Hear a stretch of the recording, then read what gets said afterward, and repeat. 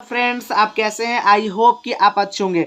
तो आज हम वीडियो में सीखने वाले हैं कि किसी भी संख्या को अभाज्य गुणनखंड के गुणनफल के रूप में कैसे लिखते हैं। ठीक है, तो सबसे पहले यहाँ पे देखिए कि दो क्वेश्चन है जिनको अभाज्य गुणनखंडों के गुणनफल के रूप में व्यक्त करना है। ठीक है, यहाँ पे व्यक्त का मतलब है कि लिखना है इनके अभाज्य गुणनखंड के गुणनफल के रूप में। तो सबसे पहले मैं समझा देता हूँ बेसिक से कि अभाज्य गुणनखंड क्या होता है। ठीक है, अभाज्य का मतलब क्या होता है और गुणनखंड का मतलब हमारा क्या होता है।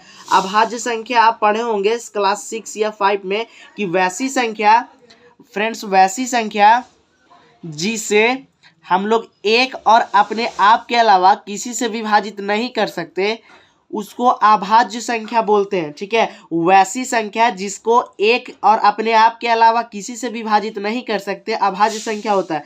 जैसे एक अभाज्य संख्या है और दो भी क्या है, अभाज्य संख्या। दो को केवल दो और एक के अलावा किसी भी संख्या से नहीं काट सकते।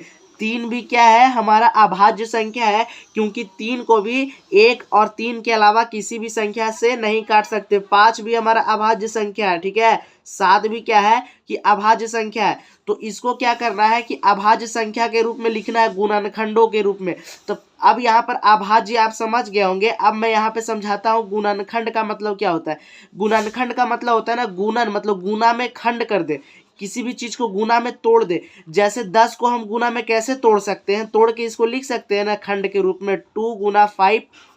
यहाँ पे लिख सकते हैं 10 को 2 गुना 5 के रूप में। जैसे यहाँ पे 25 हो गया, 25 को गुणनखंड कर देंगे, गुना के खंड यानी कि छोटा छोटा टुकड़ा। ठीक है, छोटा छोटा क्या टुकड़ा, छोटा छोटा टुकड़ा करके लिख देना। खंड का मतलब टुकड़ा, गुणन के खंड यानी गुना के टुकड़ा में। जैसे 25 को हम 5 गुने 5 लिख सकते हैं फ्रेंड्स। तो आप बोलिएगा हाँ सर हम लिख सकते हैं।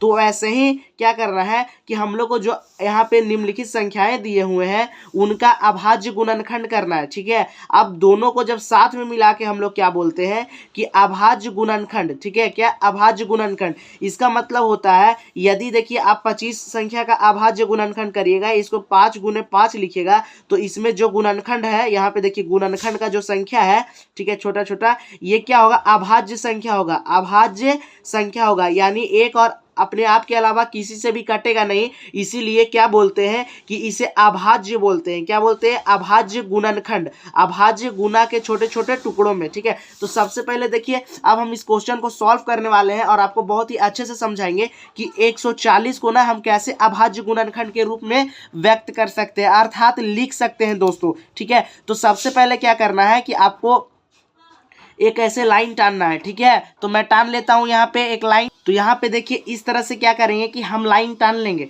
ठीक है, इसको सॉल्व करते समय, और यहाँ पे क्या लिख लेंगे हम 140। 140 का अब क्या करना है कि हम लोगों को अभाज्य गुणनखंड करना है। तो 140 का अभाज्य गुणनखंड कैसे करते हैं, अब यहाँ पे समझिए। अब यहाँ पे आपको देखना है कि 140 शुरू से टेबल में, ठीक है, 2 का टेबल से स्टार्ट कीजिएगा आप। ठीक है फ्रेंड्स, 2 का टेबल से आपको स्टार्ट करना और देखना है कि 2 से 140 कटेगा। तो यहाँ पे क्या करेंगे कि 2 से 140 को हम डिवाइड देंगे। ठीक है, तो यहाँ पे देखिए 2 का पहाड़ा में 7 बार में क्या आएगा, 14 आएगा। तो ये क्या होगा, खत्म हो जाएगा, और 0 है यहाँ पे बचा हुआ, तो यहाँ भी क्या लगाते हैं, 0। यानी 2 का पहाड़ा में 70 बार में कट रहा है 140। तो सबसे पहले यहाँ पे देखिए साइड में क्या लिखेंगे, 2, और कितना बार में कटेगा यहाँ पे लिख देंगे। जैसे हम लोग एलसीएम वाला में भी निकालते हैं ना, सेम वैसे ही इसमें अकेला अकेला करना है। ठीक है फ्रेंड्स, तो क्या हुआ कि 140 2 से कटेगा 70 बार में। अब देखना है कि 70 2 से कटेगा, 70 2 से कटेगा। तो चलिए आइए हम यहाँ भी देख लेते हैं कि 70 2 से कटेगा कि नहीं। तो 2 से जब हम लोग 70 में डिवाइड देंगे तो देखिए 2 बार में क्या आएगा, 6 आएगा, और इसको माइनस करेंगे तो 1, और फिर यहाँ 0 है तो क्या होगा, 0। तो 2 पंजे क्या होगा हमारा, 2 पचे क्या होगा हमारा फ्रेंड्स, 2 हुआ 2 बार में। देखिए 2 पचे क्या होगा हमारा यहाँ पे 10। ठीक है फ्रेंड्स, तो यहाँ पे क्या होगा हमारा 10। ठीक है, तो कट गया। यहाँ पे 2 का पहाड़ा में 35 बार में आएगा। देखिए यहाँ 2 नहीं 3 बार में हम लोग लगाए हैं 6। ठीक है फ्रेंड्स, यहाँ 3 बार में, तो 2 का टेबल में 70 35 बार में कट रहा है। तब यहाँ पे लिखेंगे 2 का टेबल में कितना बार में कटा फ्रेंड्स, 35 बार में। तो यहाँ पे हम लिख देंगे क्या, 35। अब इसके आगे फिर से देखना है कि 2 के टेबल में 35 कटेगा। यहाँ पे देखिए 2 का टेबल में क्या 35 कटेगा, तो आप बोलिएगा नहीं सर नहीं कटेगा। तो अब 2 से नहीं लगाना है, अब हम देखेंगे क्या 3 से कटेगा 35। तो 3 से भी 35 हमारा नहीं कटेगा, ठीक है। अब कट के देखिए 3 एकम 3 हो जाएगा, 3 का टेबल में 3 एक बार में आएगा, और क्या 5 आता है 3 का टेबल में, नहीं, तो ये कटेगा नहीं कटेगा। अब हम 4 से लगाएंगे, अब देखना है कि 4 से कटेगा, 4 से कटेगा 35, तो यहाँ पर 4 से भी यह नहीं कटेगा। तो आप अपने दिमाग में कैलकुलेशन से समझ सकते हैं। आप देखेंगे कि 5 से कटेगा, 5 से 35, तो 5 से कटेगा, 5 से 35 कितना बार में कटेगा, 7 बार में हमारा 35 आता है, ठीक है। तो यहाँ पे क्या लिखेंगे हम, यहाँ पे देखिए क्या लिखेंगे, 5 से कितना बार में 35 कटेगा, 7 बार में, ठीक है। अब 7 कितना बार में कटेगा, 7 किसी से कटेगा और कितना बार में, तो आप बोलिएगा कि सर 7 केवल अपने आप से कटेगा और एक बार में कटेगा, ठीक है। तो लास्ट तक कर देंगे जब तक कि इतना 1 नहीं आ जाता है नीचे, ठीक है। अब क्या करेंगे कि इसको ना ऐसे लिखना है, ठीक है। देखिए अब इसको लिखेंगे 2 इंटू 2 और इंटू 5 इंटू 7, ठीक है। इसको इस रूप में लिखेंगे। देखिए कैसे, सबसे पहले आप अब इसको क्या करेंगे कि अभाज्य गुणनखंड के रूप में लिखेंगे।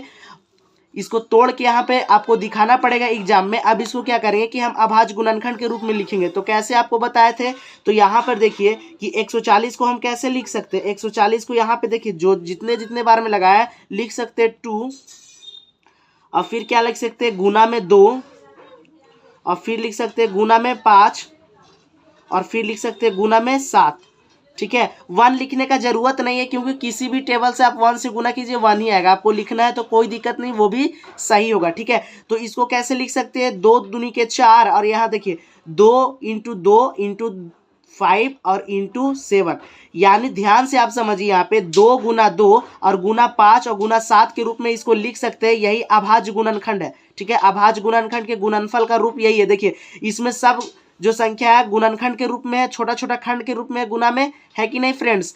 और क्या है कि ये अभाज्य संख्या है, 2 भी अभाज्य है और 5 भी और 7 भी फ्रेंड्स, ठीक है। अब यहाँ पे क्या करना है कि देखिए 2 कितना बार है हमारा, 2 बार, 2 कितना बार है, 2 बार, तो यहाँ पे 2 का क्या कर देंगे, स्क्वायर कर देंगे, और गुना 5 एक बार है तो 5 ही लिख देते हैं। आप यहाँ पे पावर 1 भी कर सकते हैं, ठीक है। 7 कितना बार है, एक बार, तो यहाँ पे पावर 1 भी कर सकते हैं, और नहीं भी लिखिएगा तो 1 पावर होता है। यही है इसका अभाज्य गुणनखंड के गुणनफल का जो रूप है ये, ठीक है। यानी 140 को हम गुणनखंड के रूप में ऐसे लिख सकते हैं फ्रेंड्स, ठीक है। और इसको जब हम गुना भी करेंगे ना तो क्या आएगा कि 140 ही आएगा। देखिए 2 दूनी के क्या होगा 4, और 4 पंजे 20, और 20 सत्ते क्या होता है 140, ठीक है। तो अब इसको करते हैं। अब सेकेंड वाला जो क्वेश्चन है इसका निकालते हैं, और आपको बेहतरीन तरीकों में समझाएंगे फिर से कि इसको कैसे बनाए। तो सबसे पहले क्या करेंगे, लकीर टान लेंगे।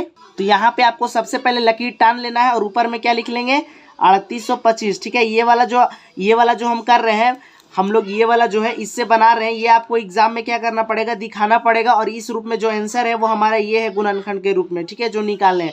तो सबसे पहले एक टेबल बना लेंगे ऐसा, उसके ऊपर 3825 लिख देंगे, और देखना है कि 3825 क्या 2 से डिवाइड होगा फ्रेंड्स। तब हम देखिए यहाँ पे चेक करते हैं कि 3825 2 से डिवाइड होगा। शुरू से टेबल में देखना है, ठीक है। 2 से एकदम शुरू से टेबल में देखेंगे कि आता है, तो देखिए 2 से क्या 3800 हमारा 25 डिवाइड होगा। तब यहाँ पे देखिए 2 एकम क्या होगा 2, ठीक है, 2 एकम 2, और यहाँ पे क्या बचेगा 1 बचेगा, और फिर 8, तो 2 नमक क्या होगा 18, तो यहाँ पे 18 क्या होगा खत्म। फिर 2 है तो 2 एकम क्या होगा 2, यहाँ पे लगेगा एक बार में 2 एकम 2 खत्म। अब देखिए 2 का टेबल में 5 आता है, नहीं, तो ये वाला नहीं लगेगा हमारा, ठीक है। आप यहाँ पे क्या करिए कि 3 से लगा के एक बार देखिए, ठीक है, पूरा कटना चाहिए, ठीक है। तो देखिए 3 से हम यहाँ पे लगा के देखते हैं कि कटता है कि नहीं दोस्तों। तो देखिए 3 एकम 3, ये 3 का पारा में एक बार में है, तो ये क्या हो रहा है खत्म हो जा रहा है। अब 8 है तो यहाँ 8 लिख लेते हैं, और यहाँ पे देखते हैं कि 3 का टेबल में 8 कितना बार में आता है, तो 8 नहीं आता है, उससे कम कितना आता है 6, 2 बार में हमारा 6 आता है, तो 6 लिख दिए, और 8 में से 6 माइनस करेंगे तो 2 आएगा। अब यहाँ पे देखिए कि क्या है 2, तो 2 लिखेंगे। अब 3 का बार में 22 आता है, नहीं, 22 से कम कितना आता है 21 आता है, और कितना बार में आता है दोस्तों, तो यहाँ लिख देंगे 7 बार में आता है। अब इसको माइनस करेंगे तो ये देखिए 2 से 2 खत्म हो जाएगा, और 2 में से 1 जाएगा तो क्या बचेगा 1। अब हमारा लास्ट में क्या है 5, तो यहाँ पे लिखेंगे 5। अब देखना है कि 3 का टेबल में 15 कितना बार में आता है, तो आप जानते होंगे कि 5 बार में हमारा 15 आता है, यानी हम 3 का टेबल से 1275 बार में इसको काट सकते हैं, ठीक है। तो यहाँ पे क्या लिखेंगे 3 और 1200 75। ठीक है, अब फिर से एक लकीर टान देंगे, आप देखेंगे कि फिर से 3 से इसको डिवाइड कर सकते हैं। यदि फिर 3 से नहीं लगेगा तो आगे वाली संख्या से फिर लगाएंगे। ठीक है, फिर से हम एक बार इसको देखते हैं कि 1275 है हमारा, उसको हम 3 से डिवाइड कर सकते हैं दोस्तों। यहाँ पे हम देखेंगे कि कर सकते हैं कि नहीं कर सकते। ठीक है, तब इसको देखिए हम बनाते हैं। 3 चौके क्या होगा हमारा 12 होगा। ठीक है, तो यहाँ पे 12 ये तो खत्म हो जाएगा हमारा। 7 है तो 7 लिखेंगे। 3 का टेबल में 7 आता है नहीं, इससे कम आता है। क्या आता है हमारा 6 आता है 2 बार में। ठीक है, तो यहाँ 6 लिखेंगे, माइनस करेंगे 1। अब देखिए 5 है तो 5 लिखेंगे। 3 का पारा में 15 आता है। ठीक है, कितना बार में 5 बार में। 3 5 15 आता है, तो ये भी क्या हुआ कट गया था। 3 का पारा में 425 बार में, फिर 1275 भी हमारा क्या होगा कि कटेगा। तो यहाँ पे लिख देंगे 3 का टेबल में कितना बार में फ्रेंड्स 425 बार में हमारा कटेगा। ठीक है, 3 का टेबल में आप देखेंगे क्या 3 का टेबल से 425 कट सकता है। तो यहाँ पर देखिए हम करके देखते हैं। 3 देखिए 4 नहीं आता है तो एक बार में 3 लगा देंगे, तो देखिए 4 में से 3 जाएगा तो 1 बचेगा, इधर से 2 उठाएंगे तो 12। अब देखिए 3 से 12 कटेगा तो कटेगा 3 चौके क्या होगा हमारा 12, तो ये पूरा कट जा रहा है। 5 है तो 5 उतार लेंगे। देखिए तो 3 का टेबल में 5 आता है नहीं, तो ये कटेगा नहीं। पूरा पूरा कटना चाहिए दोस्तों, तो कट रहा है नहीं कट रहा है। तो अब हम क्या करेंगे कि 4 से लगाएंगे। याद रखना है कि जब 2 से हमारा नहीं ना कटता है तो 4 से भी नहीं कट रहा है कटेगा। यह पूरा संख्या देखिए तो 2 से कटेगा, लास्ट में क्या है 5 है, तो 4 से भी क्या होगा कि नहीं कटेगा। अब लास्ट में 5 है तो ये 5 से कट सकता है फ्रेंड्स। ठीक है, तो देखिए 5 से हम इसको लगा के देखेंगे तो ये कटेगा। क्या है 425 को हम 5 से डिवाइड देंगे तो कितना बार में आएगा। देखिए ये एक संख्या छोटा है तो 2 संख्या में लगाएंगे हम। 5 8 है 40 होता है, 42 नहीं 40 आता है, तो 40 लिखेंगे। और इसको क्या होगा ये 4 से 4 खत्म। 2 में से जब 0 क्या होगा कि घटेगा तो 2 आएगा। 5 है तो 5 लिखेंगे। 5 5 क्या होता है 25, यानी हम क्या कर सकते हैं कि 85 बार में 5 से इसको काट सकते हैं। तो यहाँ पे हम लिख देंगे 5 और 85 बार में इसको क्या कर सकते हैं काट सकते हैं। 85 को फिर से हम क्या कर सकते हैं 5 से काट सकते हैं 17 बार में फ्रेंड्स। ठीक है, कितना बार में 17 बार में। आप डिवाइड करके देख लीजिएगा। अब हम लोग 17 को किससे काट सकते हैं तो उसी से काट सकते हैं। कितना बार में फ्रेंड्स एक बार में। ठीक है, तो देखिए यहाँ पर सब कुछ कर लिए। अब इसको क्या करेंगे, ये जो छोटा छोटा संख्या है इसको गुणनखंड के रूप में लिख लेंगे। ठीक है, गुणनखंड के रूप में क्या करना है गुणा के रूप में लिख लेंगे।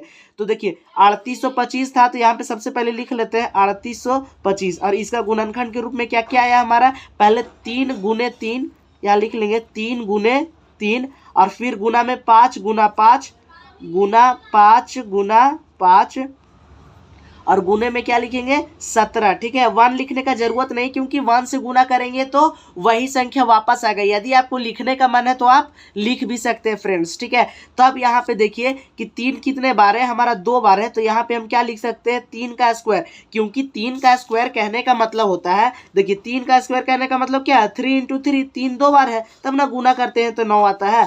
तो यहाँ पे 2 बार है तो 3 का स्क्वायर लिख सकते हैं। अब गुना लिखेंगे तो गुना लिखेंगे 5 का क्या स्क्वायर है, तो यहाँ देखिए 5 2 बार है तो यहाँ पे 5 का स्क्वायर लिख सकते हैं। और 17 का बार एक बार है तो यहाँ पर 17 का घात 1 भी लिख सकते हैं हम। ठीक है, तो दिक्कत नहीं है, नहीं भी लिखेगा तो भी 17 का घात 1 छुपा हुआ रहता है। तो इसका अभाज्य गुणनखंड क्या होगा हमारा 3 का स्क्वायर इंटू 5 का स्क्वायर इंटू 17 का स्क्वायर। ठीक है दोस्तों, तो यह प्रश्न हर बार बोर्ड के एग्जाम में 2 नंबर में आता ही आता है, और ऑब्जेक्टिव में भी पूछा जाता है 1 नंबर का हर बार। ठीक है, ये जो सारे प्रश्न है वो वेरी वेरी इंपॉर्टेंट है दोस्तों। ठीक है, वेरी वेरी क्या है आपका इंपॉर्टेंट प्रश्न है, तो इसको बनाना ही बनाना है। ठीक है, तो फिर मिलते हैं दोस्तों एक नए वीडियो के साथ, तब तक के लिए जय हिंद दोस्तों। यदि आपको क्वेश्चन समझ में आएगा तो चैनल को सब्सक्राइब और वीडियो को लाइक जरूर करें। हमारी एक वीडियो में हमारी 10 घंटे की मेहनत लगती है दोस्तों।